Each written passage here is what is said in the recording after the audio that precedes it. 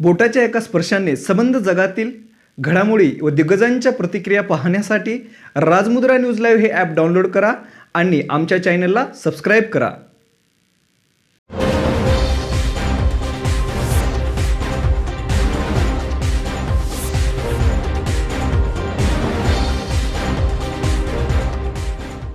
सगळ्यांचं या ठिकाणी मनपूर्वक स्वागत. ब्रॉडवे एज्युकेशनल कन्सल्टंट विद्यार्थ्यांच्या करिअर निवडीचा सारथी या टॅगलाईनने ब्रॉडवे आज अनेक वर्षांपासून आपल्या सोबत आहे. यामध्ये सारथी नावाचा एक फार सुंदर शब्द या ठिकाणी आलेला आहे. सारथी अर्थात कॉम्रेड. सारथी आणि कॉम्रेड या शब्दाचे अर्थ असे आहेत की जो कुठल्याही परिस्थितीत तुमच्या सोबत असणार आणि तुमचा वाटाड्या, तुमचा मार्गदर्शक, फ्रेंड, फिलॉसॉफर आणि गाईड सुद्धा. ब्रॉडवेने आजपर्यंत हेच काम या ठिकाणी केलेलं आहे.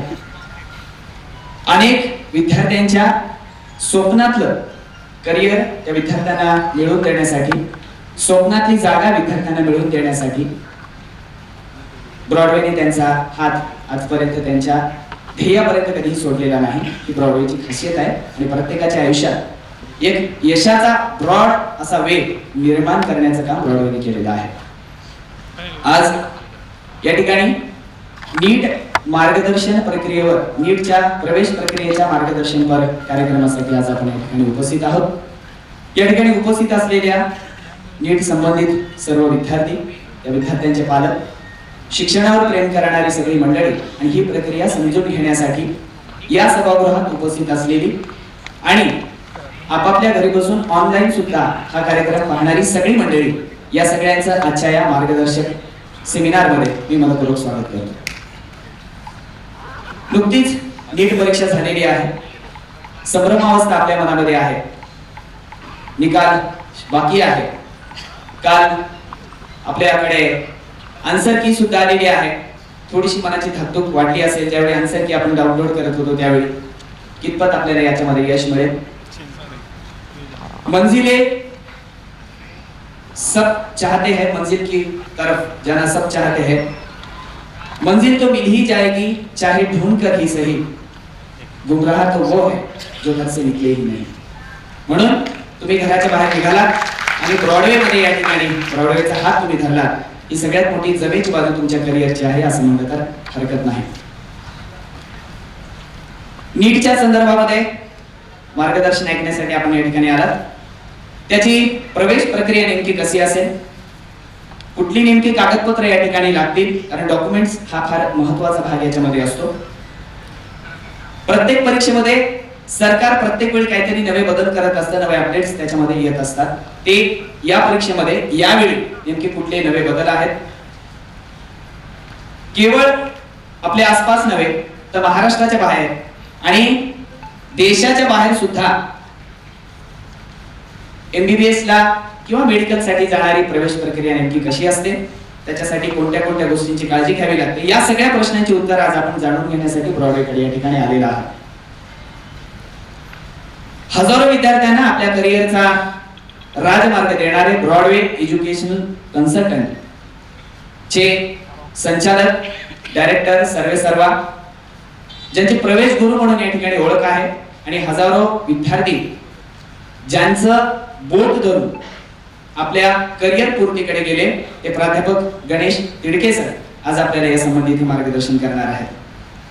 त्यासोबतच सरांच्या मार्गदर्शनानंतर विदेशातील MBBS ची प्रक्रिया नेमकी कशी असते व विदेशातल्या MBBS चा मॅनेजमेंट कोटा नेमका कसा असतो याबद्दलही आपल्याला इथे मार्गदर्शन होणार आहे. त्या संबंधी मार्गदर्शन करण्यासाठी सन्माननीय हरपाल सिंग सेठी हेही या ठिकाणी उपस्थित आहेत.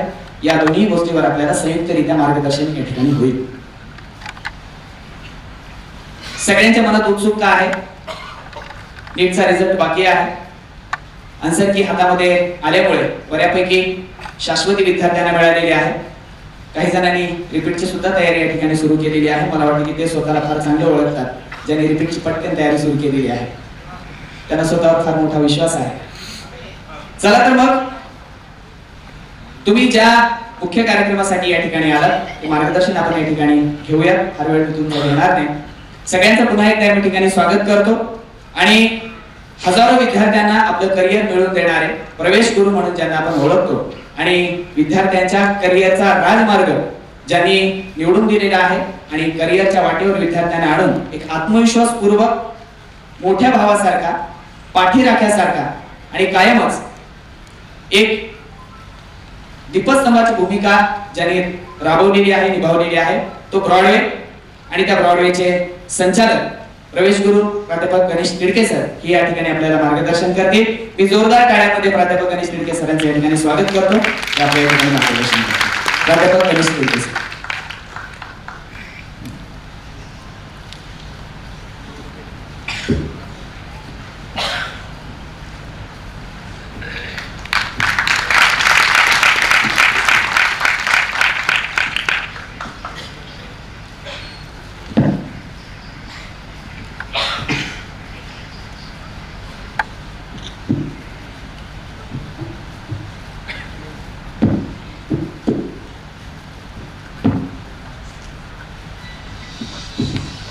आवाज येतोय सर्वांना?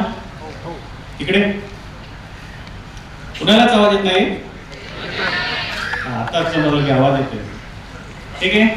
नीट मेडिकल 2022 प्रवेश प्रक्रिया मार्गदर्शन सेमिनार मध्ये आपल्या सर्वांचं स्वागत.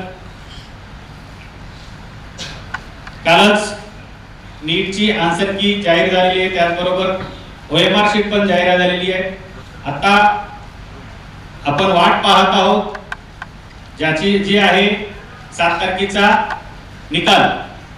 यामध्ये किती जणांनी रजिस्ट्रेशन केलेले ब्रॉडवेकडे अगोदर एक काउन्सिलिंग साठी? ठीक. तर आपण त्याच अनुषंगाने आज या सेमिनार ठेवलेला आहे की नीट निकालानंतरची जी नेमकी प्रवेश प्रक्रिया काय असते, महाराष्ट्रामध्ये किती जागा असतील, त्याचबरोबर तुमच्या मार्कानुसार काय मिळेल, विदेशामधलं काय शिक्षण असेल, मॅनेजमेंट कोटा काय असेल, त्याचबरोबर त्यासाठी लागणारी कागदपत्र कोणकोणती असेल, या आणि अशा सर्व प्रश्नांची उत्तर घेण्यासाठी आपण आज इथे जमलेलो आहोत. तर जास्तीचा वेळ न घालवता ऑनलाईन जे YouTube चॅनलला लाईव्ह विद्यार्थी व पालक पाहतात, हा सेमिनार पाहतात, त्यांचं सुद्धा या सेमिनार मध्ये खूप खूप स्वागत. तर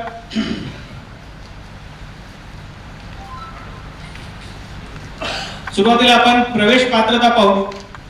महाराष्ट्रामध्ये जर प्रवेश घ्यायचा असेल तर महाराष्ट्राचा रहिवासी असणं आवश्यक आहे, कंपल्सरी आहे. जर इतर राज्यातील काही कोणी विद्यार्थी असेल आणि महाराष्ट्रात जर प्रवेश पाहिजे असेल तर त्या विद्यार्थ्याला प्रवेश हा मिळणार नाहीये. त्याचबरोबर विद्यार्थ्याची 10वी आणि 12वी ही महाराष्ट्रामध्येच झालेली असणं आवश्यक आहे, कंपल्सरी आहे. बरेच विद्यार्थ्याचं काय की 10वी ही परराज्यात होते आणि 12वी महाराष्ट्रात होते, तर अशा विद्यार्थ्यांना महाराष्ट्रात प्रवेश मिळेल का? तर बिलकुलच नाही. त्याचबरोबर विद्यार्थ्याचे वय हे 17 वर्ष पूर्ण असणं आवश्यक आहे. यामध्ये 1-2 दिवस जरी मागे पुढे असेल तरी चालणार नाहीये. 17 वर्ष कंप्लीट असणं आवश्यक आहे. 31 डिसेंबर 2022 म्हणजे येणाऱ्या डिसेंबर पर्यंत तुमचे 17 वर्ष पूर्ण होणं आवश्यक आहे, कंपल्सरी आहे. त्याचबरोबर आपले नीट मध्ये 720 पैकी 720 आले आणि आपली ग्रुपिंग नाहीये. आता ग्रुपिंग नेमका काय भानगड आहे? तर हे महाराष्ट्रामध्ये MBBS, BAMS, BHMS, BEMS आणि BSMS या 5ही कोर्सेसला तुम्हाला प्रवेश घ्यायचा असेल तर महाराष्ट्रामध्ये जे तुमची 12वी झालेली आहे त्यामध्ये ओपन व EWS च्या विद्यार्थ्यांना 150 मार्क्स असणं आवश्यक आहे. कशामध्ये? PCB मध्ये, फिजिक्स, केमिस्ट्री आणि बायोलॉजी मध्ये, या तिन्ही विषयामध्ये मिळून त्याची बेरीज ही 150 आली पाहिजे, ओपन व EWS. आवाज येतोय सर्वांना व्यवस्थित? त्याचबरोबर OBC, SC, ST आणि PWD या विद्यार्थ्यांसाठी 120 मार्क्स असणं आवश्यक आहे. त्या तीनही विषयाची मिळून बेरीज तुमची 120 आली पाहिजे कॅटेगरीच्या विद्यार्थ्यांसाठी. त्याचबरोबर ओपनचे जे विद्यार्थी आहेत त्यातल्या त्यात दिव्यांग विद्यार्थी आहेत, फिजिकल हँडिकॅप विद्यार्थी आहेत, त्या विद्यार्थ्यांसाठी मात्र 135 मार्क्स असले तरी चालेल, परंतु ही ग्रुपिंग असणं आवश्यक आहे, कंपल्सरी आहे. याच्यामध्ये तुम्ही चांगल्याने चांगले मार्क्स मिळवले, भारतात जरी फर्स्ट आलात आणि महाराष्ट्रात ऍडमिशन पाहिजे तुम्हाला, तर तुम्हाला ग्रुपिंग असणं आवश्यक आहे, कंपल्सरी आहे, त्याच्याशिवाय चालणार नाहीये. महाराष्ट्रात काही अदर कोर्सेस आहेत जसं की फिजिओथेरपी आहे, ऑक्युपेशनल थेरपी आहे, BASLP आहे आणि BPO आहे. या कोर्सेससाठी मात्र कुठल्याही प्रकारची ग्रुपिंगची आवश्यकता नाहीये. म्हणजे ज्या विद्यार्थ्यांचं ग्रुपिंग नाहीये तर असे विद्यार्थी या कोर्सेसला तुम्ही जाऊ शकता. त्याचबरोबर BSc नर्सिंगला काही जाऊ इच्छिणाऱ्या विद्यार्थ्यांसाठी ओपन आणि EWS साठी 135 मार्क्स, म्हणजे याच्यामध्ये थोडीशी 15 मार्काची मर्यादा थोडीशी कमी केली, शिथिल केली. 135 मार्क्स लागतील PCB मध्ये. आणि ऑल कास्ट जे अदर कास्ट असतील विद्यार्थी त्यांच्यासाठी 120 मार्क्स असणं आवश्यक आहे, कंपल्सरी आहे. ह्या पात्रता पूर्ण करणं आवश्यकच आहे.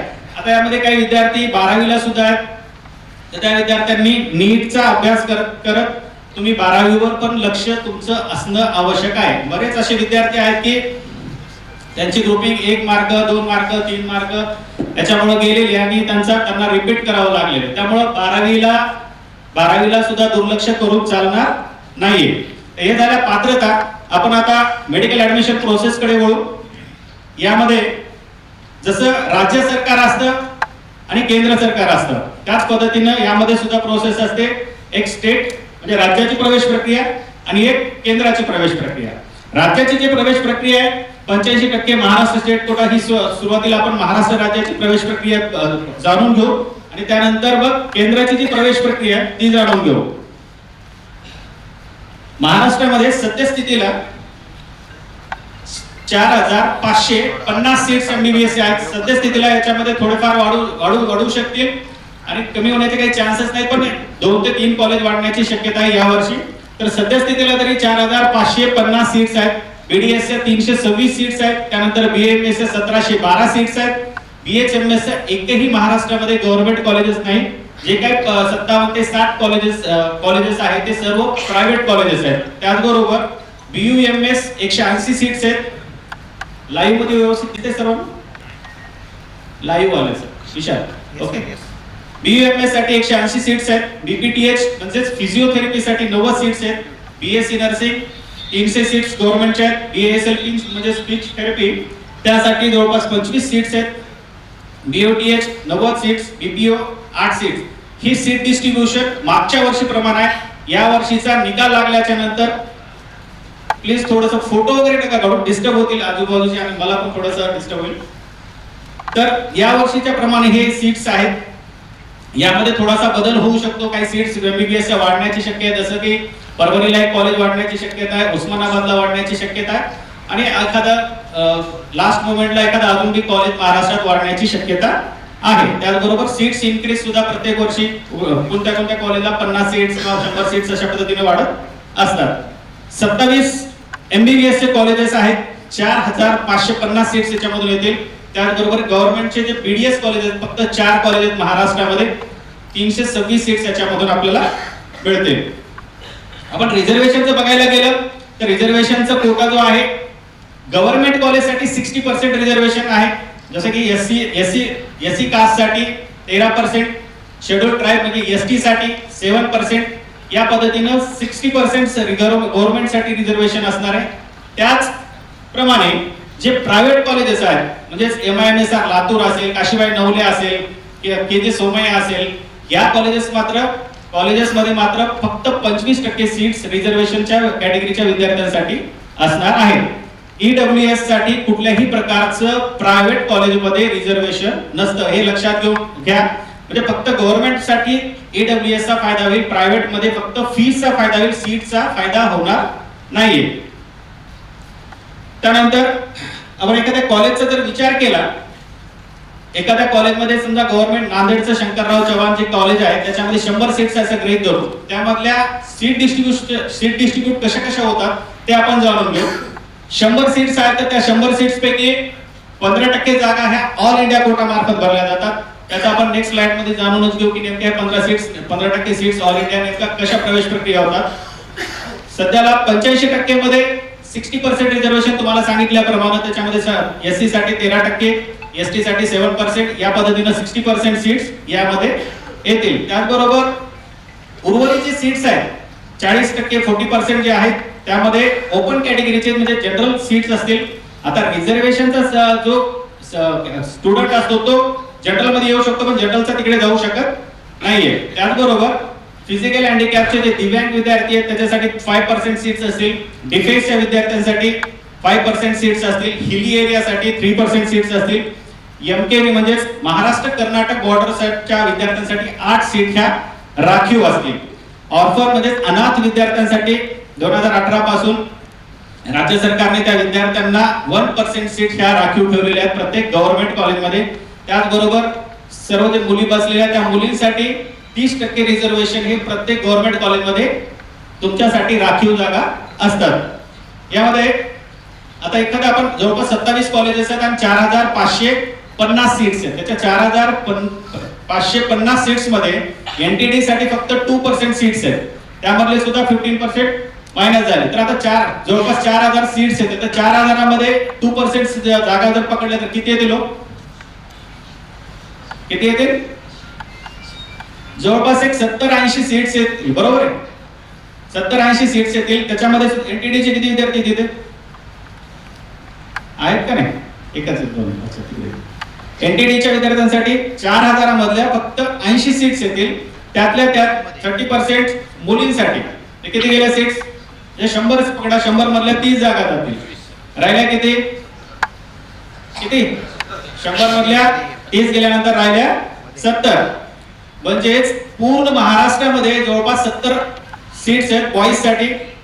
एक ओव्हरऑल काही धरलं तर म्हणजे आता महाराष्ट्रामध्ये कितवा रँक यावा लागेल कमीत कमी आपला?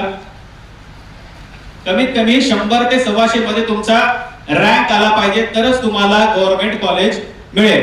म्हणजे असा याच्यावर लक्षात येतं की मार्क्स वर डिपेंड नाहीये. तुमच्या कॅटेगरीमध्ये विद्यार्थ्यांमध्ये तुमचा नंबर किती आहे त्याच्यावर तुमची सीट्स डिपेंड आहे. ठीक आहे. त्याच्यामुळं मार्क्स बरेच काउन्सिलर किंवा टीचर्स लोक सांगतात की एवढे मार्क गेल्या वर्षीला कट ऑफ होता, या वर्षी 2-4 मार्क कमी होईल. पण ते मार्कवर खूप काही असं डिपेंड म्हणजे मार्कवर गोष्टी डिपेंड नसतात. तर आपल्या एसएमएल स्टेट मेरिट लिस्ट व त्याबरोबर आपल्या कॅटेगरीमध्ये आपला कितवा नंबर आहे त्याच्यावर आपलं सर्व काही सीट मिळण्यावर डिपेंड असतं. ठीक आहे. त्याच्यानंतर एखाद्या कॉलेजचा पण विचार केला, फी स्ट्रक्चर कसे असते तर केएमचंच उदाहरण घेऊ. केएम ला 1,12,615 रुपये ओपन कॅटेगरीच्या विद्यार्थ्यांसाठी गेल्या वर्षी फीस होती. या वर्षी नेहमी थोडीफार बदल त्याच्यामध्ये चेंजेस होऊ शकतात. त्याचबरोबर एसटी, ओबीसी, बीजे आणि एनटी साठी 16,065 रुपये फीस याच्यामध्ये आहे. ईडब्ल्यूएस चे विद्यार्थी असतात त्यांच्यासाठी 65,115 रुपये फीस असणार आहे. एससी कॅटेगरीच्या विद्यार्थ्यांसाठी 11,065 रुपये त्याच्यामध्ये फीस असणार आहे. परंतु यावर्षी बरेच चेंजेस यामध्ये होऊ शकतात. जसं की एनएमसीपी वगैरे लागू झालं तर बरेच बदल त्याच्यामध्ये होऊ शकतात. त्यानंतर महाराष्ट्रामध्ये काही 18 ते 19 प्रायव्हेट कॉलेज सुद्धा आहेत. प्रायव्हेटला आपण सेमी गव्हर्नमेंट म्हणू शकतो कारण एमआयएमएसआर लातूर आहे, काशीबाई नवले आहे. याच्यामध्ये ओबीसी असेल, एसबीसी असेल, एसटी असेल, एससी असेल या कॅटेगरीचा फायदा होतो त्याच्यामध्ये. आणि त्याचबरोबर स्कॉलरशिप, ईबीसी या सर्व गोष्टी त्याच्यामध्ये मिळतात. एमबीबीएसच्या जे सीट्स आहेत प्रायव्हेट कॉलेजमध्ये जवळपास 2720 सीट्स आहेत. बीडीएस 2350, बीएमएस चे 4060 सीट्स असतील त्याच्यामध्ये. त्याचबरोबर बीएचएमएस जर विचार केला एकही गव्हर्नमेंट कॉलेज नव्हतं, परंतु आता याच्यामध्ये जर विचार केला म्हणजे प्रायव्हेटचं बघितलं गेलं तर 4505 सीट याच्यामध्ये आपल्याला येतील. सीट डिस्ट्रीब्युशनचा जर विचार केला तर 100 जागेपैकी 15% जागा हा येणारा अगेन्स्ट मॅनेजमेंट कोटा असतो, ज्याची की आता सपोज आता एखादा कॉलेज घ्या आपण एमआयएमएसआर लातूरचा जर विचार केला तर त्याची जवळपास 8 लाख रुपये फीस आहे. त्या मॅनेजमेंट कोटा थ्रू जायचं असेल, रेग्युलर प्रोसेस मधून जायचं असेल तुम्हाला तर त्याची 5 पट फीस द्यावी लागेल. म्हणजे 8 गुणिले 5 किती होतात? 40 लाख रुपये पर इयर तुम्हाला मॅनेजमेंट कोटा म्हणजे जाता येईल त्याच्यामध्ये, ऍडमिशन त्याच्यामध्ये डायरेक्टली मिळू शकतं. त्याचा आपण विचार न केलेला बरा. आपण आपल्या रेग्युलर प्रोसेस बद्दल बघू. तर राहिलेल्या 85% जे जागा आहेत त्या 85% जागांमध्ये 25% तुम्हाला सांगितल्याप्रमाणे प्रायव्हेट कॉलेजमध्ये 25% रिझर्वेशन असतं आणि राहिलेल्या जे 75% ते जनरल कॅटेगरीच्या विद्यार्थ्यांना त्या जनरल कॅटेगरीच्या रँक नुसार ऍडमिशन त्याच्यामध्ये मिळत असतं. फी स्ट्रक्चरचा विचार केला गेला तर 6 लाखापासून ते 17 लाखापर्यंत वेगवेगळ्या कॉलेजची वेगवेगळी फीस आहे महाराष्ट्रामध्ये. बीडीएस विचार केला तर 2 लाखापासून ते 6 लाखापर्यंत फी स्ट्रक्चर आहे. बीएमएस 1 लाखापासून ते 3 लाखापर्यंत वेगवेगळ्या कॉलेजची वेगवेगळी फीस आहे. जवळपास 57 ते 60 कॉलेजेस बीएमएस महाराष्ट्रामध्ये. त्या कॉलेजच्या फीस या 1 लाखापासून ते 3 लाखापर्यंत आसपास आहे.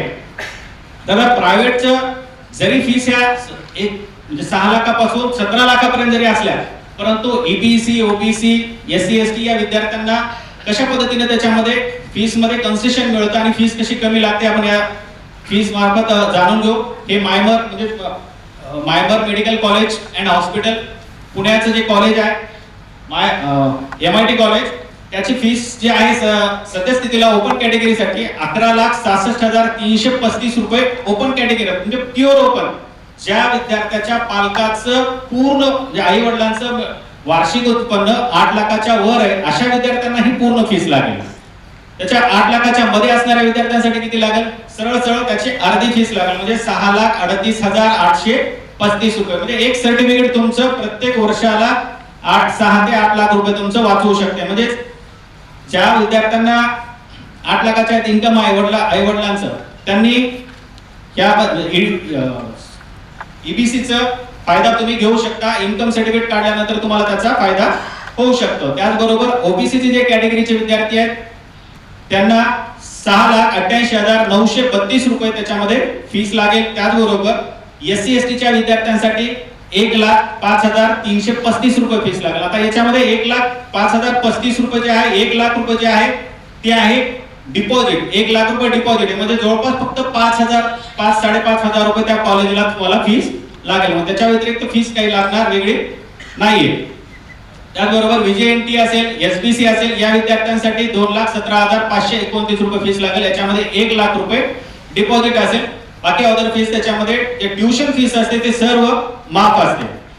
त्याचबरोबर मॅनेजमेंटचा जो कोटा तुम्हाला सांगितला 54 लाख रुपये, 54,52,735 रुपये, जे म्हणजे येणाऱ्या अगेन्स्ट मॅनेजमेंट कोटा जो असतो तो लागतो आपल्याला. त्याचा जास्त काही विचार करायचा नाही.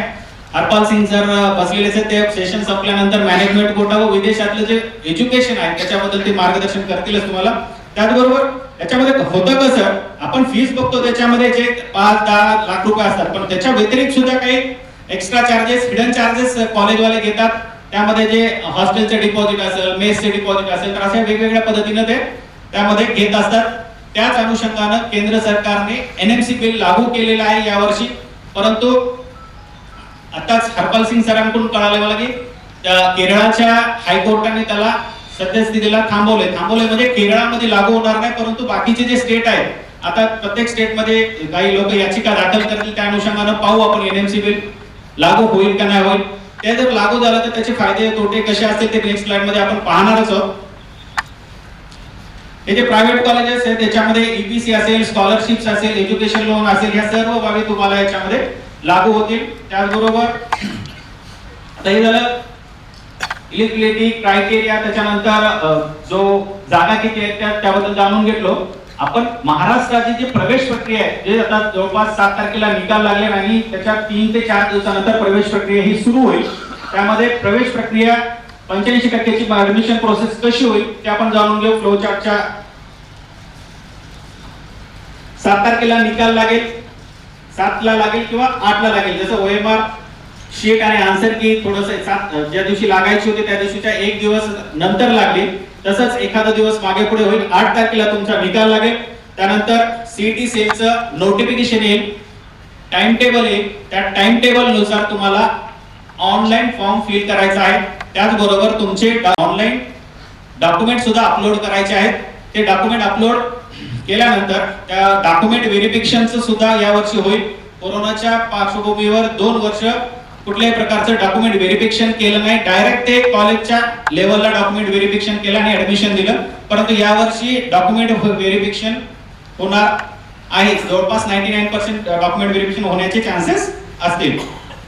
तर डॉक्युमेंट व्हेरिफिकेशन नेमकं कुठं होतं, तर जवळपास 8 सेंटर आहेत महाराष्ट्रामध्ये.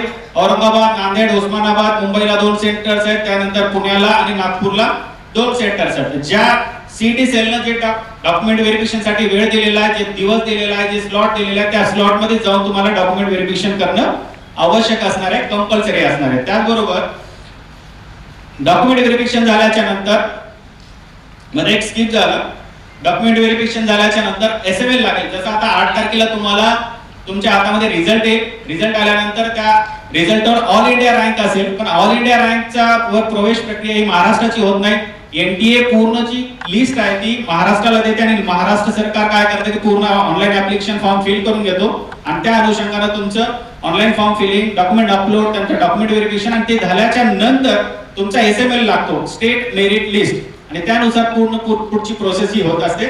डॉक्युमेंट व्हेरिफिकेशन झाल्याच्या नंतर एसएमएल लागतं आणि एसएमएल नंतर तुमचं ऑनलाईन ऑप्शन फॉर्म व लॉकिंग सिस्टम असते. आता हे ऑप्शन फॉर्म नेमकं काय भानगड आहे, तर आपण फॉर्म भरत असताना एकच फॉर्म भरायचा आहे ज्यामध्ये तुमचं MBBS, BDS, BMS, BHMS, BSc nursing, physiotherapy all कोर्सेसला ते अप्लाय होईल. परंतु त्याच्यामध्ये तुम्हाला कुठं जायचंय, कुठला ऑप्शन निवडायचं ते ऑप्शन फॉर्म मध्ये तुम्हाला ऑप्शन इन्सर्ट करायचे असतात.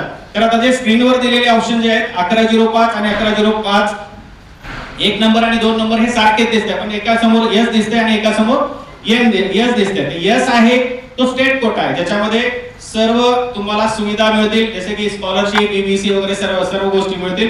पण त्यामध्ये इन्सर्ट एन केला तर तुम्हाला येणाऱ्या अगेन्स्ट मॅनेजमेंट कोटामध्ये ऍडमिशन घ्यावं लागेल.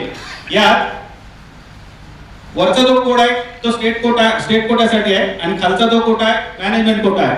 त्याचबरोबर जे वरचा आणि खालचा एकाच कॉलेज आहे, लक्षात घ्या याच्यामध्ये जास्त काही बदल नाहीये. समजा तुमचं 1105 च्या ऐवजी 9116 पडला, म्हणजे केजे सोमय्याचा कोड आहे तो कोड टाकताना फक्त कॉलेजचं नाव त्याच्यामध्ये 2 ते 3 सेकंदासाठी दाखवतात आणि नंतर फक्त कोडवरच तुम्हाला प्रवेश प्रक्रिया ही करावी लागते. म्हणजे जेणेकरून जसं 1105 च्या ऐवजी तुम्ही 9116 टाकला तर जर एमबीबीएस ला लागण्याच्या ऐवजी कुठं लागाल तुम्ही, जो खालचा जो कोड आहे तो बीएससी नर्सिंगचा आहे. एमबीबीएस ला लागण्याच्या ऐवजी सरळ बीएससी नर्सिंगला लागू शकतो. त्यामुळं ऑप्शन फॉर्म भरत असताना काळजीपूर्वक भरणं आवश्यक असणार आहे. यामध्ये आता तुम्ही फॉर्म भरलाय, ऑनलाईन फॉर्म भरलाय पण डॉक्युमेंट अपलोड केले नाहीत, तर या डॉक्युमेंट या प्रोसेस मधून तुम्ही सरळ बाद होता. तुम्हाला फॉर्म पण भरायचा आहे, डॉक्युमेंट पण अपलोड करायचा आहे. तुम्ही फॉर्म पण भरला आणि डॉक्युमेंट अपलोड केले आणि डॉक्युमेंट व्हेरिफिकेशन केलं नाही तरी तुम्ही या वर्षीच्या प्रवेश प्रक्रियेमधून बाद होल. त्यामध्ये तुम्ही फॉर्म भरलाय, डॉक्युमेंट अपलोड केले, डॉक्युमेंट व्हेरिफिकेशन सुद्धा केलं, पण ऑप्शन फॉर्म भरला नाही तरी सुद्धा या वर्षीच्या प्रवेश प्रक्रियेमधून तुम्ही बाद व्हाल. तुम्ही फॉर्म भरलाय, डॉक्युमेंट अपलोड केले, डॉक्युमेंट व्हेरिफिकेशन सुद्धा केले, ऑप्शन फॉर्म सुद्धा भरलाय पण लॉक करायचं विसरला, लॉक सिस्टम असतं, लॉक करायचं विसरला तर या वर्षीच्या प्रवेश प्रक्रियेमधून तुम्ही बाद होऊ शकता. म्हणजेच याचा अर्थ असा आहे की स्टेप बाय स्टेप हे पूर्ण प्रोसेस तुम्हाला करणं आवश्यक आहे. एकही स्टेप जर याच्यामधून राहिली तर संपूर्ण तुमचं म्हणजे 12 वर्ष जे अभ्यास केला, जे तुमचे मार्क आलेले ते सगळे वायाला जातील. त्यामुळं व्यवस्थितपणे तुम्हाला ऑप्शन फॉर्म असेल, जे काही तुमचे डॉक्युमेंट व्हेरिफिकेशन असेल हे व्यवस्थितपणे तुम्हाला करणं आवश्यक असणार आहे. यामध्ये अजून कॉलेज सिक्वेन्स खूप महत्वाचा असणार आहे. आता बंद करून टाका तिकडे, वरून येऊ द्या, बंद करा आणि वरून येऊ द्या. कॉलेजचं सिक्वेन्स खूप महत्वाचा असणार आहे. आता तुम्हाला जायचं केईएम ला आणि तुम्ही टाकलाय वर ऑप्शन जे तर काय होईल, जे ला लागल्याच्या नंतर तुम्हाला कॉलेजला ऍडमिशन घ्यावंच लागतं. मेडिकल ऍडमिशन प्रोसेस मध्ये असं प्रोसेस आहे, असे नियम आहेत. एखादा ऑप्शन तुम्ही टाकलात आणि ऑप्शन मध्ये तुम्हाला जर लागला तर ऍडमिशन घ्यावंच लागतं, नाही तर सरळ राऊंडच्या तुम्ही बाहेर व्हाल. त्यामुळं ऑप्शन टाकत असताना सिक्वेन्स खूप महत्वाचा असणार आहे. आता बरेच काही विद्यार्थी पालक काय करतात की आता आमचा नंबर तर पक्का लागतेच, 590 आहेत, 600 मार्क आहेत, चला टाकून बघू ना आपण बीएमएस, टाकून बघू ना लागल्यानंतर हो, असं चालणार नाही. एकदा तुम्ही ऑप्शन टाकला आणि लागला तुम्हाला ऍडमिशन घ्यावंच लागेल, नाही घेतलं तर घरी येऊन घेऊन जाणार नाही तुम्हाला, परंतु तुम्ही त्या प्रवेश प्रक्रियेमधून बाद व्हाल. त्यामुळे कॉलेज सिक्वेन्स खूप महत्वाचा असणार आहे. त्याचबरोबर जे प्रायव्हेट कॉलेजेस तुम्हाला सांगितल्याप्रमाणे ट्युशन फीस, डेव्हलपमेंट फीस किंवा अदर फीस, हे कॉलेजचा जे fee structure, other hidden charges, त्याचा अभ्यास करूनच तुम्हाला ऑप्शन फॉर्म भरायचा आहे. अदरवाइज काय होईल की ऍडमिशन तुमचा अलॉटमेंट झाला आणि 2 ते 3 4 5 झालं 5 दिवस देतील. त्याच्यामध्ये 5 दिवसामध्ये तुम्हाला प्रवेश घ्यावा लागतो आणि 5 दिवसामध्ये 3 ते 4 लाख रुपये एक्स्ट्रा जर तुम्हाला भरायचे असतील तर ते पॉसिबल नाही. आणि कॉलेजचं असं नसतं की जसं ट्युशन मध्ये किंवा ब्रॉडवेवर जसं हाफ ऑफ पेमेंट तुम्ही अर्धी फीस भरता, तसं नसतं. पूर्ण फीस वन टाइम भरावं लागतं आणि ते बाकीच्या सर्व गोष्टी तुम्हाला तिथे पे करावं लागतात. 100% फीस तुम्हाला पे करावं लागते. त्याचबरोबर ऑप्शन फॉर्म भरत असताना कोर्स चॉईस पण खूप महत्वाचा असणार आहे. कोर्स चॉईस करताना आता सांगितल्याप्रमाणे चांगले मार्क्स येऊन मी एक टाकायचे की नाही, उगा म्हणजे ऑप्शन असतं ना की बाबा उगा टाकून बघू, प्रयत्न करू, असं नाही चालणार. आता तुम्हाला बीडीएस जायचं नाहीये आणि बीएमएस ला लागलं तर जायचंय, पण तुम्ही बीडीएस उगाच टाकलं तर लागलं तर ऍडमिशनला जावंच लागतं. त्यामुळं कोर्स चॉईस करताना तुम्हाला ज्या कोर्सला जायचं आहे तेच कोर्स त्याच्यामध्ये इन्सर्ट करणं आवश्यक असणार आहे, कंपल्सरी असणार आहे. त्याचबरोबर महाराष्ट्रामध्ये एक Vedanta institute of medical sciences Palghar या नावाचे कॉलेज आहे. ते जे प्रायव्हेट मध्येच आहे. बाकी सर्व कॉलेजला सुविधा मिळतील, तुम्हाला एबीसी स्कॉलरशिप सर्व मिळतील, परंतु त्यामध्ये मिळणार नाही. ते प्युअर प्रायव्हेट कॉलेज आहे. त्याची जवळपास 16,60,000 रुपये फीस आहे. त्याचा महाराष्ट्रामध्ये सर्वात कमी कट ऑफ येतो, म्हणजे 460 490 च्या आसपास, म्हणजे प्रायव्हेट मधला सर्वात कमी येतात. आणि ते इंटरनेटवर विद्यार्थी पालक बघून तो कॉलेजचा कोड टाकतात आणि लागल्यानंतर मग लक्षात येते की तिथे कुठल्याही प्रकारचं एससी असेल, एसटी असेल, ओबीसी असेल, कुठल्याही प्रकारच्या सुविधा त्याच्यामध्ये मिळत नाही. त्यामुळं ऑप्शन फॉर्म भरत असताना बारीक बारीक गोष्टी आहेत, ते विचारात घेऊन त्याच्यामध्ये इन्फॉर्मेशन घेऊन त्याच्यामध्ये ऑप्शन तुम्हाला इन्सर्ट करायचा आहे.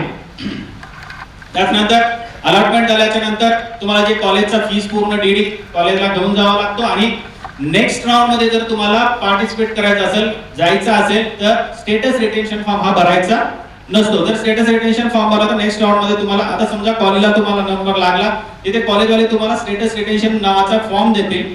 तो भरायचा ना भरायचा तुमच्यावर असतं, म्हणजे तुमच्या मर्जीवर असतं. जर भरला तर नेक्स्ट सेकंड राऊंड किंवा थर्ड राऊंड मध्ये तुम्ही इलिजिबल राहणार नाहीये. त्याचबरोबर सेकंड अलॉटमेंट लागेल त्याच पद्धतीनं. थर्ड अलॉटमेंट जवळपास 3 राऊंड लागतील याचे रेग्युलर. आणि नंतर मॉपअप म्हणजे काही वेगळा राऊंड नाही याच्यामध्ये. जसा 6 बॉल असतात क्रिकेटमध्ये, 6च्या अगोदरचा 5वा बॉल असतो, त्या पद्धतीने मॉपअप असतो. आणि नंतर स्पॉट राऊंड. आता स्पॉट राऊंडचा असा आहे की तो लकीली राऊंड असतो. स्पॉट राऊंड कॉलेजच्या लेवलवर असतात. जे उर्वरित जागा असतात कॉलेजच्या लेवलवर भरल्या जातात. त्यामध्ये पूर्ण फीस तुम्हाला पे करावी लागते. कुठल्याही प्रकारचं तुम्हाला त्याच्यामध्ये कन्सेशन फीस वगैरे मध्ये मिळत नाही. ही झाली महाराष्ट्राची प्रोसेस कशा पद्धतीने होते. अत्यंत महत्त्वाचा जो विषय त्यावर आपण आज थोडासा जास्त वेळ बोलणार आहोत. NMC bill, national medical commission. बऱ्याच विद्यार्थी पालकांचा प्रश्न होता की याच्यावर सांगा सर नेमकं काय आहे. एनएमसी लागू होणार आहे, बरेच लोक म्हणतात एनएमसी लागू झाल्यावर फायदा होते, तोटा होते. तेच आता आपण फायदे होतात का तोटे होतात त्याच्याबद्दल आपण जाणून घेऊ. जे महाराष्ट्रात आणि भारतामध्ये जे काही प्रायव्हेट आणि स्वायत्त संस्था आहेत, जे डीम्ड युनिव्हर्सिटी आहेत, डीम्ड युनिव्हर्सिटीचं नाव ऐकले? कोणीच ऐकलं नाही? अच्छा. तर जे डीम्ड युनिव्हर्सिटीच्या फी स्ट्रक्चर जवळपास 14 लाखापासून ते 30 लाखापर्यंत फी स्ट्रक्चर असतात. नेक्स्ट स्लाइड मध्ये बघूच आपण ते. तर त्या अशा कॉलेजेस मध्ये जे 50% सीट्स ह्या गव्हर्नमेंटच्या फीस नुसार भरणार आहेत एनएमसी बिलच्या माध्यमातून. म्हणजे सरळ सरळ काय होईल की जे काही कॉलेजची जवळपास 20 लाख रुपये फीस आहे ते भरायची एक आवश्यकता नाहीये. त्याच्यामधल्या 50% सीट्स मधले काय करावं लागेल तर गव्हर्नमेंटच्या फीस नुसार तुम्हाला भरता येईल, परंतु ते सुद्धा मेरिट नुसार होणार आहे.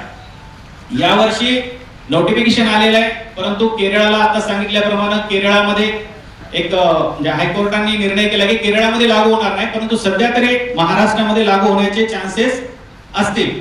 तर ते लागू झाले तर हे फायदे होतील. कॉलेजमध्ये 3 वर्षापर्यंत जवळपास सारखीच फीस ठेवावी लागणार आहे.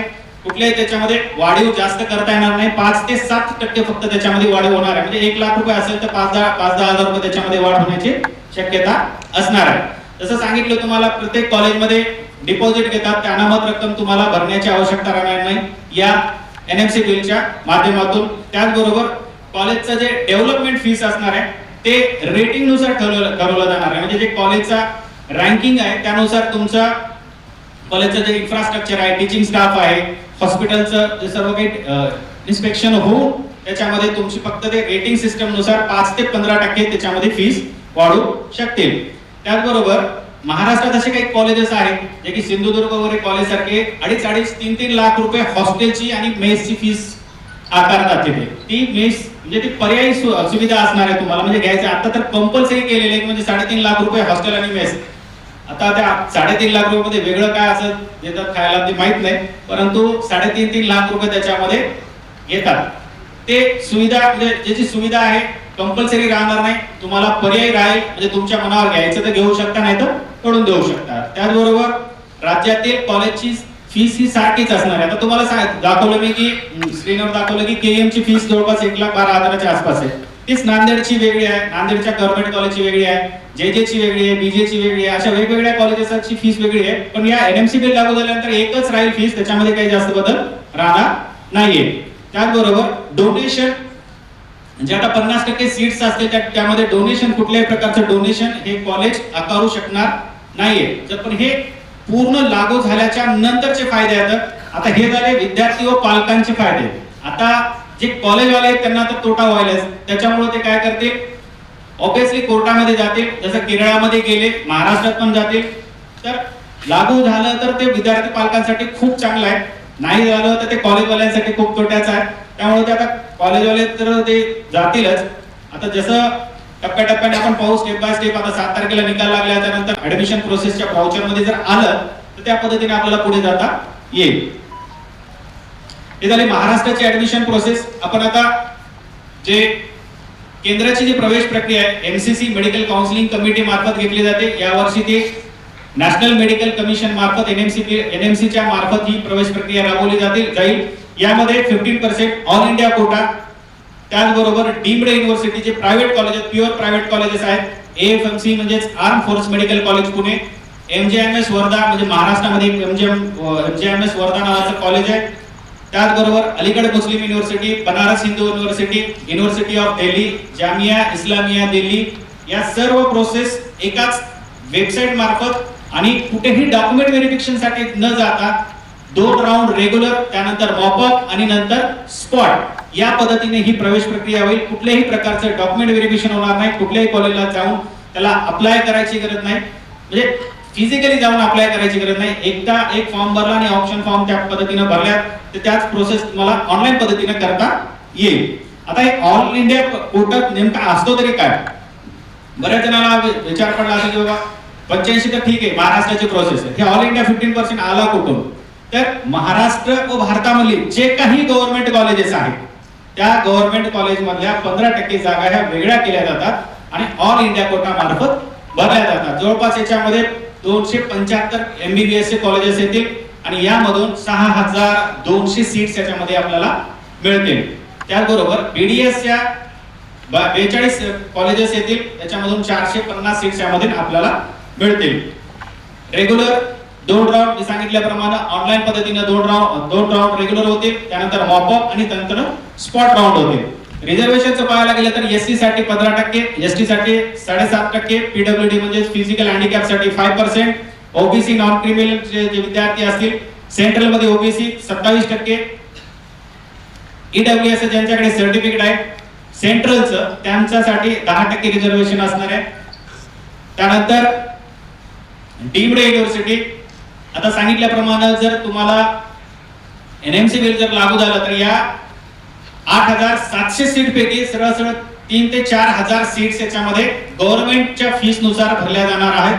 म्हणजे विद्यार्थ्याला या डीम्ड युनिव्हर्सिटीमध्ये त्या NMC बिलचा फायदा होऊ शकतो.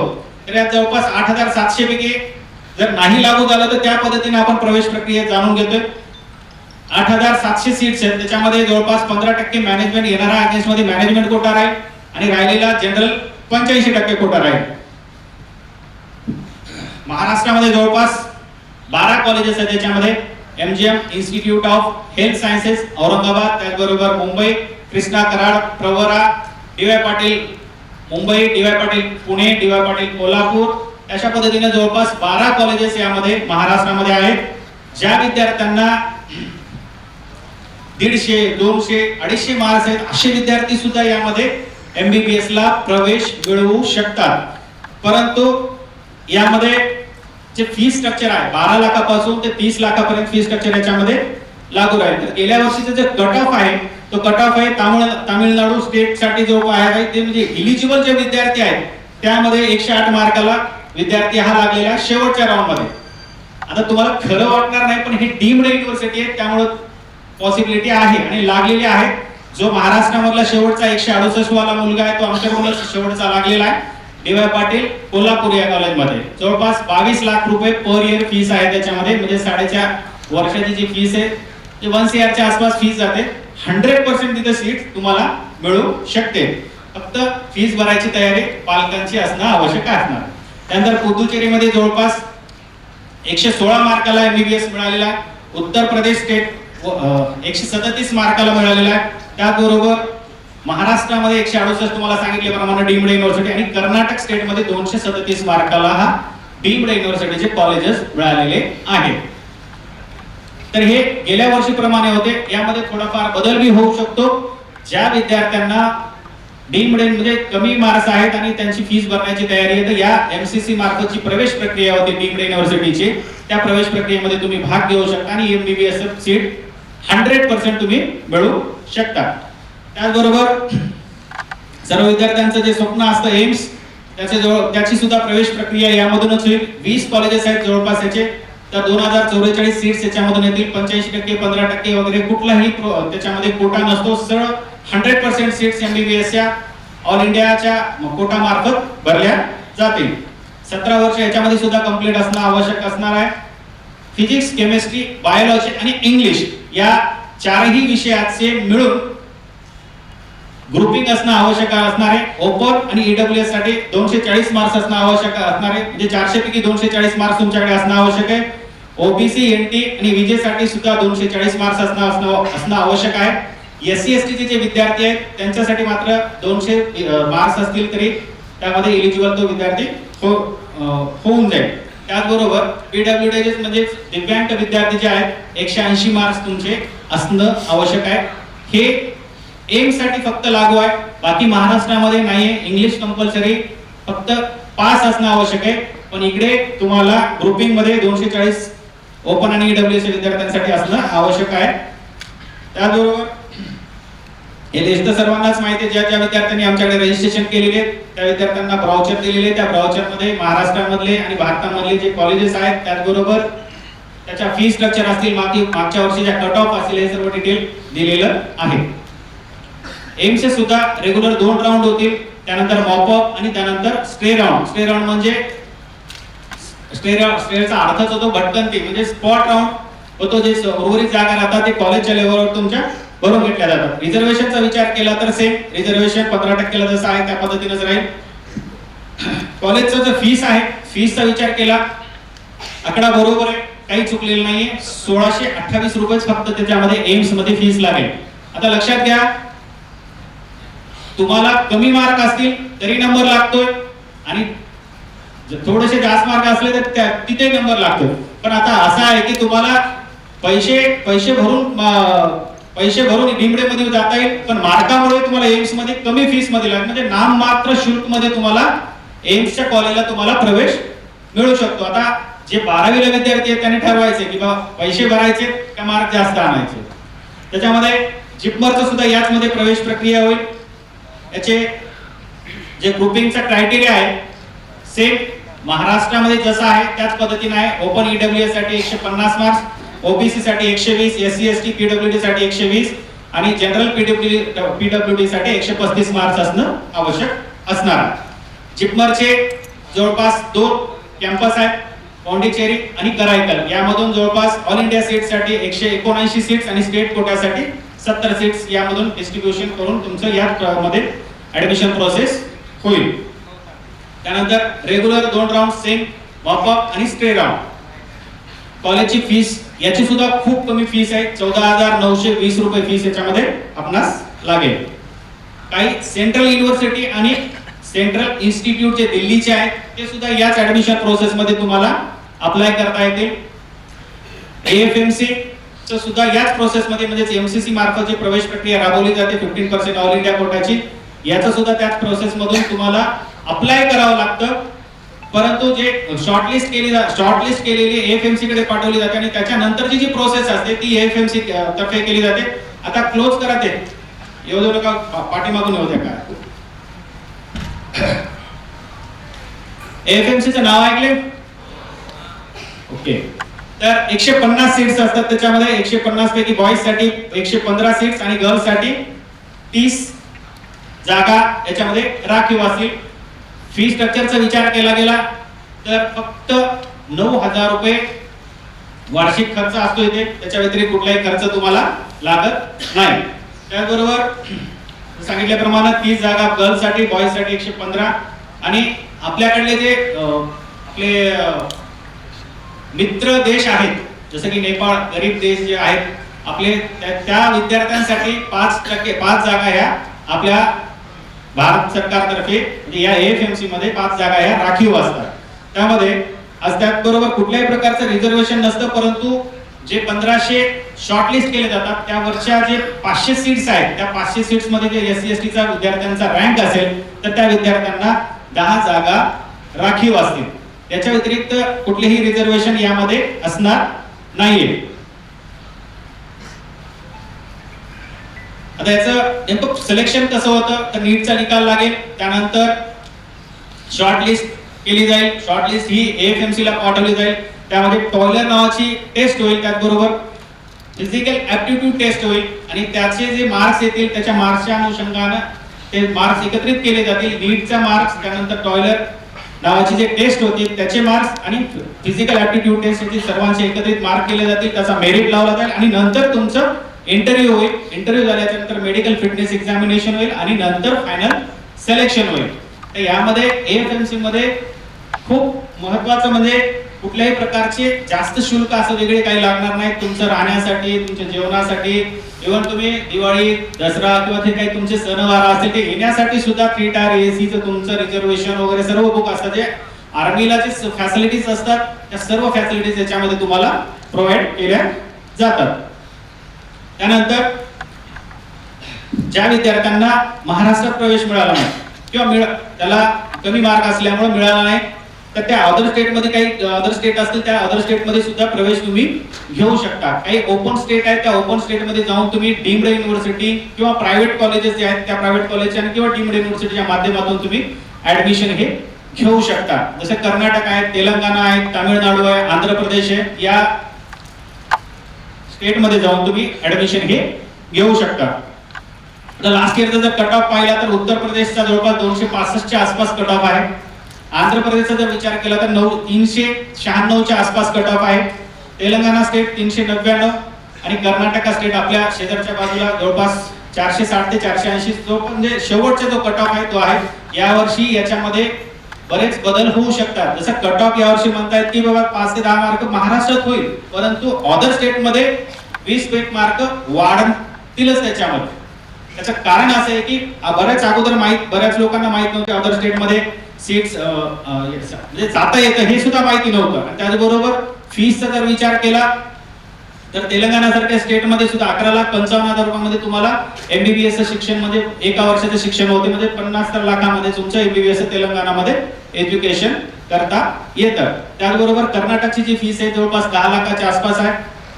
आंध्र प्रदेशची सुद्धा 12 ते 14 लाख रुपये पर इयरच्या हिशोबाने आहे आणि उत्तर प्रदेशचं जे आहे त्याचं सुद्धा एक 12 ते 14 लाखाच्या आसपास फी स्ट्रक्चर आहे. म्हणजे महाराष्ट्रात जर प्रवेश मिळाला नाही आणि आपलं बजेट जवळपास 40-50 लाखाच्या आसपास असेल तर रेग्युलर प्रोसेस मधून म्हणजे जाऊन तुम्हाला हे ऍडमिशन तुम्ही घेऊ शकता. याची सुद्धा ऑनलाईन पद्धतीनं प्रत्येक स्टेटची वेगवेगळी प्रोसेस असणार आहे. म्हणजे डायरेक्ट गेला आणि डायरेक्ट ऍडमिशन असं मिळालं असं होणार नाहीये. याची सुद्धा प्रत्येक टप्प्याटप्प्यानं प्रोसेस ऍडमिशन प्रोसेस होते. जसं महाराष्ट्र स्टेटचं 85% ऍडमिशन प्रोसेस होतं, याचं सुद्धा वेगवेगळ्या स्टेटचं वेगवेगळी प्रोसेस असतं. त्याचे वेगवेगळे डॉक्युमेंट आणि वेगवेगळे ऑनलाईन पद्धतीनं प्रोसेस ती करून घेता येईल.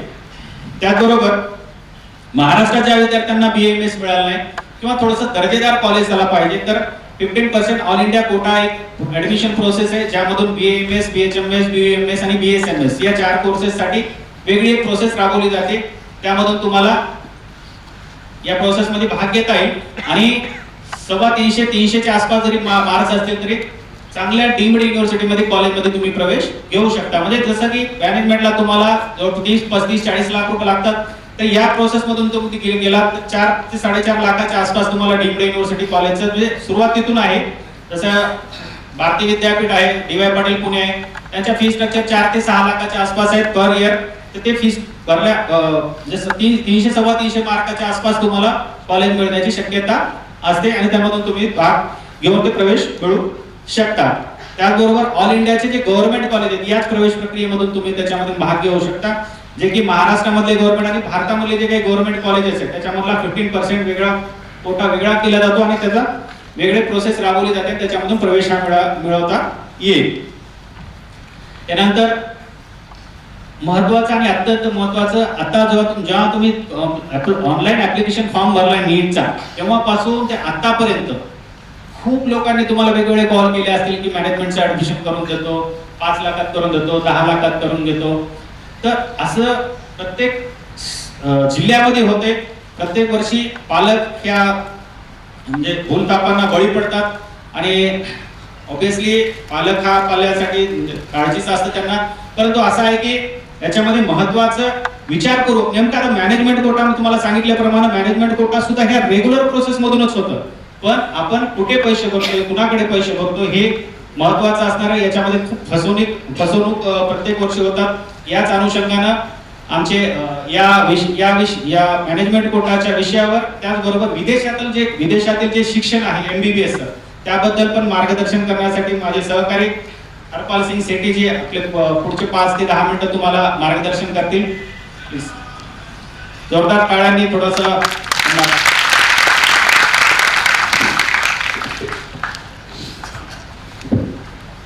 यानंतर अजून सेमिनार एक 15 मिनिटं राहिलेला आहे. यामध्ये डॉक्युमेंट कोणकोणती लागतात, महत्वाची डॉक्युमेंट महाराष्ट्रात भारतात, त्याबद्दल जाणून घ्यायचे.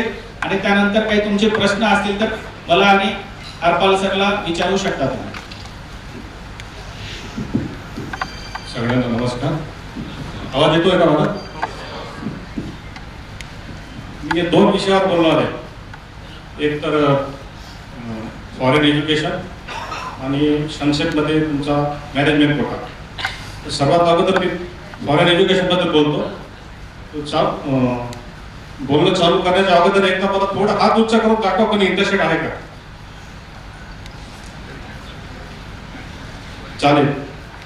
याच्यात काय आहे, सर्वात मेन म्हणजे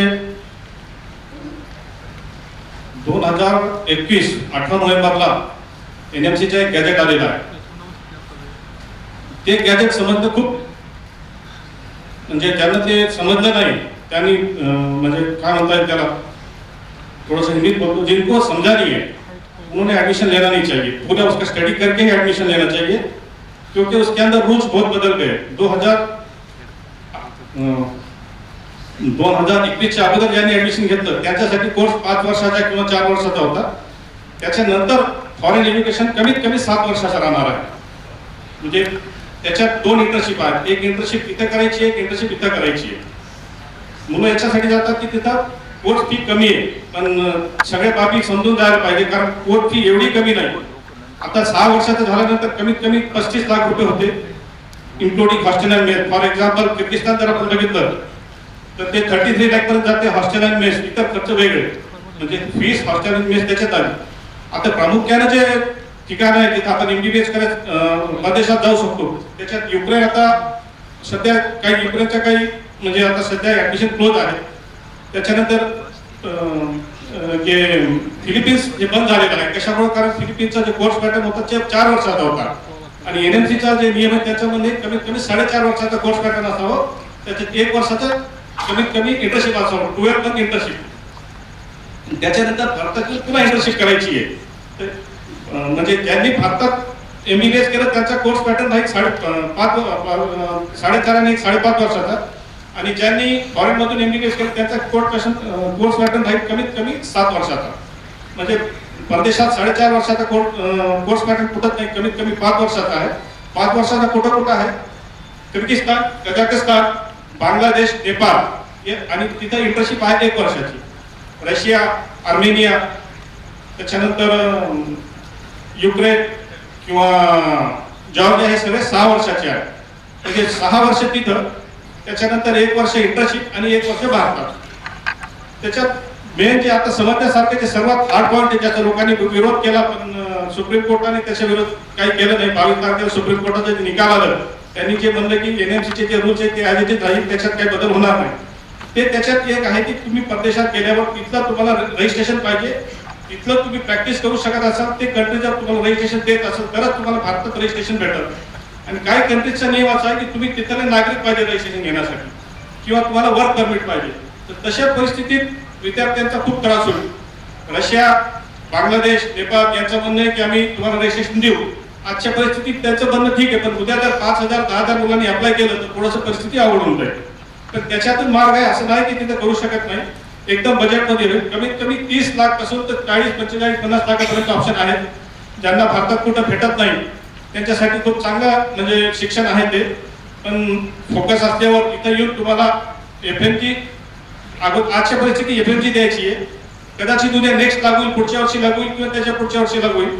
नेक्स्ट सगळ्यांसाठी सारखी असेल, परदेशाचा मुलगा असो का भारताचा मुलगा असो. याच्या व्यतिरिक्त आणखी कोणाला काही समजा डाऊट असतील तुम्ही सरांना बोलू शकतात किंवा मला बोलू शकतात.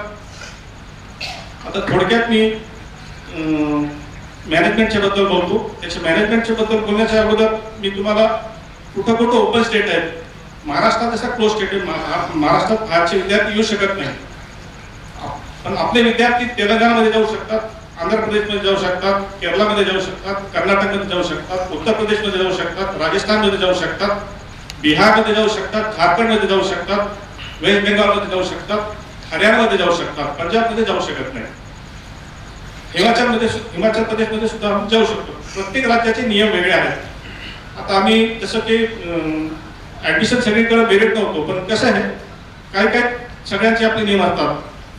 जसं की आपण राजस्थानमध्ये गेलो, त्यांचा ऑफिशियल क्लॉज आहे. पहिल्या ते मेरिट स्टुडंट घेतात, पण त्यांचा ऑफिशियल क्लॉज आहे की त्यांच्या तिथं त्यांच्या बुकलेटवर लिहिलेलं आहे की 3.5 वर्षाची ती बँक गॅरंटी मागतात. राजस्थानमध्ये फीस चालू होते 15 लाखापासून 14,90,000 पासून 21,22 लाखात पर्यंत त्यांची फीस आहे वेगवेगळ्या कॉलेजची.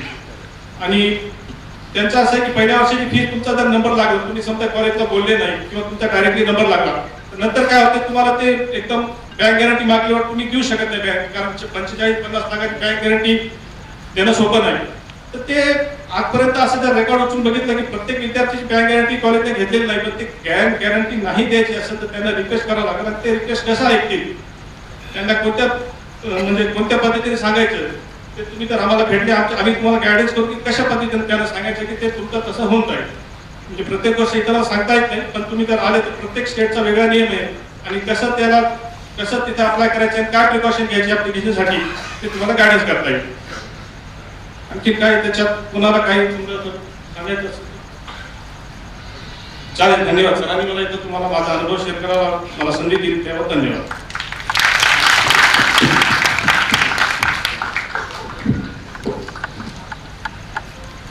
धन्यवाद सर. या कसं आहे मॅनेजमेंट मध्ये डायरेक्टली काही गोष्टी सांगता येत नाहीत, त्यामुळे सरांनी म्हणजे पूर्ण काही सांगितलं नाही. 1 to 1 ज्यांना मॅनेजमेंट कोटाबद्दल किंवा विदेशातलं शिक्षण बद्दल माहिती पाहिजे असेल तर सर आहेत आज. सर म्हणजे उद्या पण आहेत आपल्याकडे ऑफिसला, म्हणजे 12-1 वाजेपर्यंत. तर त्यांना माहिती तुम्ही त्याच्याबद्दल डिटेल्स मध्ये माहिती घेऊ शकता. आता महत्वाचं जे डॉक्युमेंट आहेत, डॉक्युमेंट कोणकोणती लागणार आहेत प्रवेश प्रक्रियेसाठी आपण लिहून पण घेऊ शकता, याचा फोटो पण घ्यायचा असेल तर फोटो घेऊ शकता. त्यानंतर जर तुमच्याकडे म्हणजे फोटो, आता फोटो मला सर्वांनीच काढले तर नाहीतर असू दे, तुम्हाला PDF सर्वांनाच पाठवून देईल. तुम्हाला मेसेज आले ब्रॉडवेच्या अगोदर? ठीक आहे. ज्यांना नाही आले त्यांना आम्ही जाताना तुमचे नंबर वगैरे देऊन जा, त्यांना व्हॉट्सअपवर तुमच्या जे डॉक्युमेंट आणि याचे सर्व स्लाइड पण मी तुम्हाला पाठवून देईल. आणि याचा व्हिडिओ पण तुम्हाला प्रोसेस जे ऍडमिशन सेमिनारचा जो व्हिडिओ आहे तो पण तुम्हाला पाठवून देईल. तर डॉक्युमेंट मध्ये 10वीची सनद तुमच्याकडे असणं आवश्यक आहे, ज्याच्यावर तुमचा डेट ऑफ बर्थ असतो.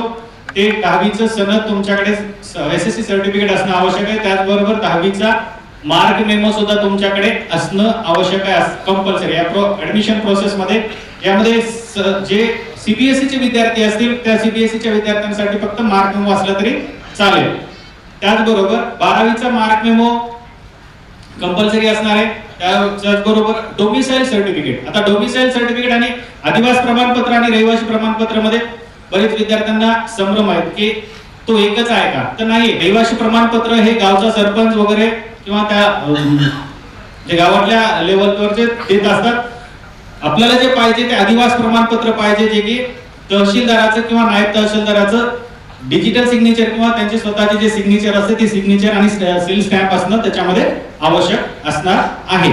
त्याचबरोबर राष्ट्रीयत्वाचं प्रमाणपत्र म्हणजे नॅशनॅलिटी तुमचं असणं आवश्यक आहे. बऱ्याच तालुक्याच्या ठिकाणी राष्ट्रीयत्वाचं प्रमाणपत्र आणि आदिवासी प्रमाणपत्र म्हणजे डोमिसाइल आणि नॅशनॅलिटी एकाच पेजवर देतात, ते चालेल किंवा वेगवेगळं असेल तरी चालेल. त्याचबरोबर आधार कार्ड सर्वांकडेच असेल, पण अपडेट करून घ्या. तुमचा त्याला नंबर तुमचा लिंक आहे की नाही ते सुद्धा पाहून घ्या. त्यानंतर परीक्षेनंतर जे डॉक्युमेंट लागणार आहेत, म्हणजे आता परीक्षा झाली आता जवळपास निकाल लागण्याचे म्हणजे 7-8 दिवसामध्ये निकाल सुद्धा लागेल. तर त्यामध्ये 12वीचा मार्क मी सांगितल्याप्रमाणे नीटचा परीक्षेचा भरलेल्या फॉर्मची प्रिंट किती जणांकडे आहे? ऑलमोस्ट सगळ्यांकडे. बाकींच्याकडे कसं काय नाही? ज्यांनी ब्रॉडवेमध्ये फॉर्म भरलेला आहे त्यांनी उद्या येऊन घेऊन जावे, कारण त्याला ऍडमिशन प्रोसेस साठी तुम्हाला हे कंपल्सरी असणार आहे. नसेल तर तुम्हाला प्रवेश प्रक्रियेमध्ये भाग घेता येणार नाही. त्याचबरोबर नीट परीक्षेचे हॉल तिकीट आहे सर्वांकडे? बऱ्याच जणांकडे नसतील, कारण याच्यामध्ये आपल्या परीक्षेमध्ये तुमचे काढून घेतलेले आहेत.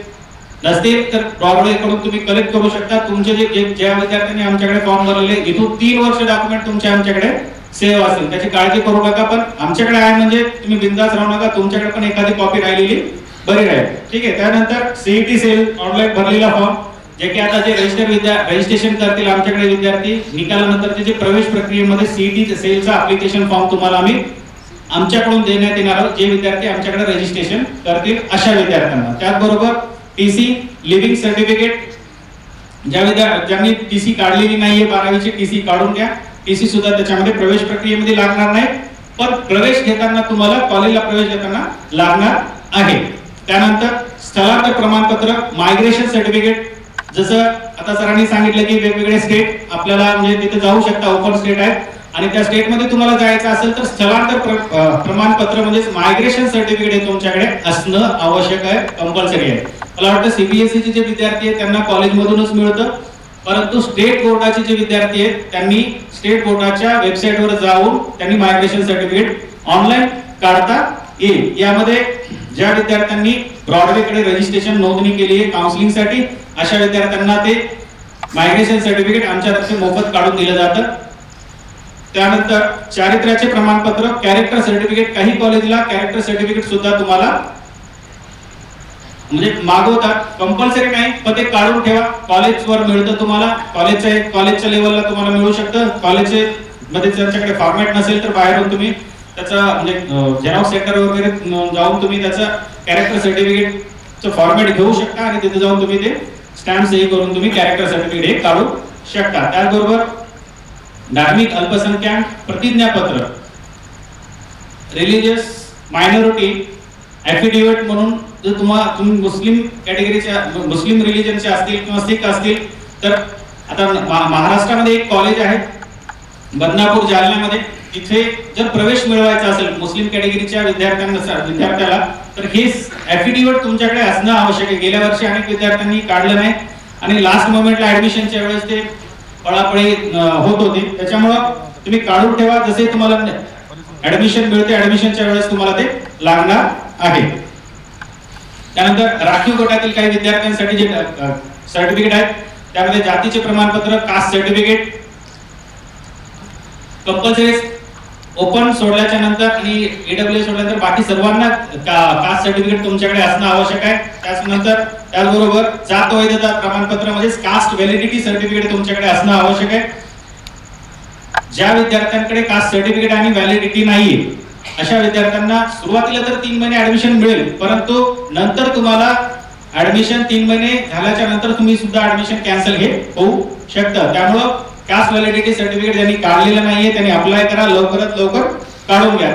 त्याचबरोबर उन्नत व प्रगत गटात मोडत नसल्याचं प्रमाणपत्र म्हणजे non creamy layer certificate, VJ 81, 82, 83, OBC including SBC या सर्व विद्यार्थ्यांसाठी जर जाती कॅटेगरीचा फायदा तुम्हाला घ्यायचा असेल तर 31 मार्च 2023 पर्यंत तुमच्याकडे व्हॅलिड असलेलं प्रमाणपत्र उन्नत व प्रगत गटामध्ये मोडत नसल्याचं प्रमाणपत्र तुमच्याकडे असणं आवश्यक आहे, कंपल्सरी आहे. ज्या विद्यार्थ्यांना महाराष्ट्राच्या बाहेर ऍडमिशन घ्यायचंय, या महाराष्ट्रात VJ आहे, 81 कास्ट आहे आणि ऑल इंडियामध्ये प्रवेश घ्यायचा आहे तर तुम्हाला OBC सेंट्रलचं सर्टिफिकेट तुमच्याकडे असणं आवश्यक आहे. एससी एसटी साठी मात्र कुठल्याही प्रकारचं तुम्हाला सेंट्रलची आवश्यकता राहणार नाही. पण NT1, NT2, BJ, NT3, OBC आणि इन्क्लुडिंग SBC या सर्व कॅटेगरीच्या विद्यार्थ्यांसाठी सेंट्रलचं सर्टिफिकेट तुमच्याकडे असणं आवश्यक आहे, कंपल्सरी आहे. त्याचबरोबर इकॉनॉमिकली वीकर सेक्शनचं EWS जे आहे विद्यार्थी स्टेटसाठी वेगळं लागेल आणि सेंट्रलसाठी वेगळं लागेल. 31 मार्च 2023 पर्यंत स्टेटचं व्हॅलिड असलेलं पाहिजे आणि सेंट्रलचं 1 जानेवारी 2022च्या नंतर काढलेलं तुमच्याकडे सर्टिफिकेट असणं आवश्यक आहे. हे बारीक गोष्टी आहेत बघा, लक्षात घ्या. याच्यामध्ये आता डिसेंबर मध्ये काढलेले आणि 31 मार्च पर्यंत तुम्ही व्हॅलिड आहे म्हणून धरून बसला तर तुमचं ते व्हॅलिड असणार नाही. कुठलं? सेंट्रलचं सर्टिफिकेट. तर सेंट्रलचं सर्टिफिकेट 1 जानेवारी 2022च्या नंतरचं आणि 31 मार्च 2023 पर्यंत व्हॅलिड, त्याच्या अगोदर व्हॅलिडिटी असणार स्टेटचं तुमच्याकडे सर्टिफिकेट असणं आवश्यक आहे, कंपल्सरी आहे. त्याचबरोबर काही विशिष्ट आरक्षण आहेत महाराष्ट्रामध्ये, जसं की महाराष्ट्र कर्नाटक बॉर्डर MKB, त्या विद्यार्थ्यांसाठी MBBS या 8 जागा राखीव असतात, 2 जागा BDS साठी आणि 5 जागा BAMS साठी. म्हणजे महाराष्ट्र आणि कर्नाटक बॉर्डरवर काही जवळपास 54च्या आसपास गाव आहेत, त्या गावामधला रहिवासी असेल तर त्या विद्यार्थ्यांसाठी 8 जागा राखीव असतील MBBS साठी. त्याचबरोबर फिजिकल हँडिकॅपचे जे विद्यार्थी असतील त्यांनी सुद्धा सर्टिफिकेट तुमचं महाराष्ट्रातलं काढून ठेवावं, परंतु ते व्हॅलिड आहे का तर नाहीये. महाराष्ट्रामध्ये जवळपास वेगवेगळ्या ठिकाणी जवळपास 3 ते 4 ठिकाणी तुम्हाला सेंटर्स आहेत जे तिथे जाऊन डॉक्युमेंट व्हेरिफिकेशन प्लस फिजिकलचे जे व्हेरिफिकेशन होतं ते जे डॉक्युमेंट तिथे मिळतं तेच व्हॅलिड असतं. 40च्या नंतर जे काही तुमचं पर्सेंटेज असणार आहे त्याच्यामध्ये तुमचं एलिजिबल होऊ शकता, परंतु जे शहरामध्ये जे मिळतं तुम्हाला किंवा गव्हर्नमेंट हॉस्पिटलमध्ये मिळतं दिव्यांगाचं प्रमाणपत्र म्हणजे PWDचं ते चालणार नाहीये. त्याचबरोबर डिफेन्सचं प्रमाणपत्र डिफेन्स 1, डिफेन्स 2, डिफेन्स 3 5% सीट्स यामध्ये राखीव असतील. त्याचबरोबर डोंगरी प्रदेश प्रमाणपत्र हिली एरियासाठी सुद्धा 3% सीट्स असतात. हे सुद्धा सर्टिफिकेट तुम्ही काढून घ्यायचं आहे. त्याचबरोबर प्रवेश घेतल्यानंतर कोणते डॉक्युमेंट लागतील तर ABC मिळवण्यासाठी किंवा स्कॉलरशिप मिळवण्यासाठी उत्पन्नाचं प्रमाणपत्र किंवा फॉर्म नंबर 16 किंवा पालकाचा ITR तुमच्याकडे असणं आवश्यक आहे, कंपल्सरी आहे. त्याचबरोबर यावर्षी प्रवेश प्रक्रियेमध्ये तुम्हाला भाग घेता येईल, ऍडमिशन होईल. पण ऍडमिशनच्या नंतर तुमचे स्कॉलरशिप्स वगैरे जे पाहिजे असतील तुम्हाला तर विद्यार्थ्याचे पासबुक तुमच्याकडे असणं आवश्यक आहे, कंपल्सरी आहे. त्याचबरोबर आता काही कॉलेजमध्ये राशन कार्ड सुद्धा मागतात, जे की गव्हर्नमेंटचे काही नियम आहेत ज्यामध्ये 2 अपत्यानंतर तुम्हाला त्याचा सुविधा घेता येत नाही. म्हणजे त्या राशन कार्डवर पहिले 2 जे पाल्य असतील त्यांनाच त्याचा सुविधा मिळतो. त्यामुळे राशन कार्ड काही कॉलेजमध्ये मागून घेतात. आता हे झालं पूर्ण ऍडमिशन प्रोसेसची माहिती. याच्यामध्ये जे रजिस्ट्रेशन ब्रॉडवेकडे केलेले त्या विद्यार्थ्यांनी निकालाच्या अगोदर म्हणजे 7 तारखेच्या अगोदर तुमचे डॉक्युमेंट जे तुमच्याकडे अवेलेबल आहेत त्याचं स्कॅनिंग करून घ्या, जेणेकरून नंतर काही गडबड होणार नाही. आणि त्याचबरोबर जे विद्यार्थी रिपीटर आहेत आणि ज्या विद्यार्थ्यांना मेडिकल फिटनेस सर्टिफिकेट मला हवं आहे अशा विद्यार्थ्यांना एक आम्ही 4 तारखेला किंवा 5 तारखेला कॅम्प ठेवणार आहोत. त्या कॅम्प मध्ये तुम्ही येऊन ते नॉमिनल शुल्क असतील त्याच्यामध्ये ते शुल्क भरून तुम्ही ते 2 डॉक्युमेंट तुम्ही काढून घेऊ शकता. याचबरोबर उर्वरित ही जी संपूर्ण प्रवेश प्रक्रिया आहे त्या प्रवेश प्रक्रिया तुम्हाला आमच्याकडून करून घ्यायची असेल तर ही जी स्क्रीनवर दिलेली जी फीस आहे 85% साठी जी फीस आहे 5,000 रुपये फीस आहे काउन्सिलिंग फीस. त्याचबरोबर 1,000 रुपये चालनची फीस असेल. यामध्ये कुठेही कोणत्याही कॉलेजला जाऊन तुम्हाला ऍडमिशन किंवा अप्लाय करण्याची आवश्यकता नाहीये. सर्व काही प्रोसेस तुम्हाला ब्रॉडवेच्या ऑफिस मधून तुम्हाला करून मिळेल. जे विद्यार्थी म्हणजे नांदेडमध्ये येऊ शकत नाहीत अशा विद्यार्थ्यांचं सुद्धा ऑनलाईन पद्धतीने ही प्रवेश प्रक्रिया तुम्हाला करून दिली जाईल. त्याचबरोबर 15% ऑल इंडिया कोटा जो आहे ऑल इंडिया कोटाचा MBBS BDS ची प्रवेश प्रक्रिया आहे त्याच्यामध्ये डीम्ड युनिव्हर्सिटी एम्स जिपमर ही सर्व प्रोसेस तुम्हाला त्याची फीस आहे 4,000 रुपये. या फीस मध्ये संपूर्ण प्रवेश प्रक्रिया तुम्हाला घरबसल्या प्रवेश प्रक्रिया ही करून मिळेल. त्याचबरोबर ज्या विद्यार्थ्यांचं महाराष्ट्रामध्ये पण अप्लाय करायचे ऑल इंडिया मध्ये करायचे आणि त्याचबरोबर प्रायव्हेट कॉलेजचं पण करायचे अशा विद्यार्थ्यांसाठी 12,000 रुपये फीस आहे. त्या 12,000 भरल्याच्या नंतर कुठेही कोणत्याही कॉलेजला जाऊन तुम्हाला अप्लाय करण्याची आवश्यकता राहणार नाहीये. सर्व काही प्रोसेस आमच्याकडून तुम्हाला ते करून दिली जाईल. या पद्धतीने ही प्रवेश प्रक्रिया होती. यामध्ये काही तुमचे प्रश्न असतील तर तुम्ही विचारू शकता. वेटरनरीचं जे प्रोसेस आहे त्यासाठी 4,000 रुपये फीस आहे. त्या 4,000 मध्ये सुद्धा म्हणजे जे महाराष्ट्रामधले जवळपास 5 कॉलेजेस आहेत त्या 5 कॉलेजची प्रवेश प्रक्रिया करून दिली जाईल. आणि ज्या विद्यार्थ्यांना बी फार्मसी किंवा फार्म डी साठी जायचं आहे अशा विद्यार्थ्यांना 2,000 रुपये फीस असणार आहे. या फीस मध्ये संपूर्ण ऍडमिशन प्रोसेसचं गाईड, त्याचबरोबर तुम्हाला एक बुकलेट दिली जाते. त्या बुकलेट मध्ये महाराष्ट्रामधले जे कॉलेजेसचे लिस्ट, मागच्या वर्षीचे कट ऑफ, फी स्ट्रक्चर या सर्व बाबीचा इन्फॉर्मेशन त्याच्यामध्ये दिले जाईल. तुमचे काही प्रश्न असतील तर तुम्ही विचारू शकता किंवा पर्सनली येऊन तुम्ही उद्या किंवा येणाऱ्या म्हणजे 10 ते 7 ऑफिस टायमिंग मध्ये तुम्ही येऊन भेट देऊ शकता. मॅनेजमेंट आणि विदेशातील काही एज्युकेशन बद्दल तुम्हाला माहिती घ्यायची असेल तर उद्या 12 वाजेपर्यंत हरपाल सिंग सर आहेत, तर येऊन तुम्ही माहिती घेऊ शकता. धन्यवाद. ताज्या घडामोडी पाहण्यासाठी राजमुद्रा न्यूज लाईव्हला सबस्क्राईब करा, बेल आयकॉन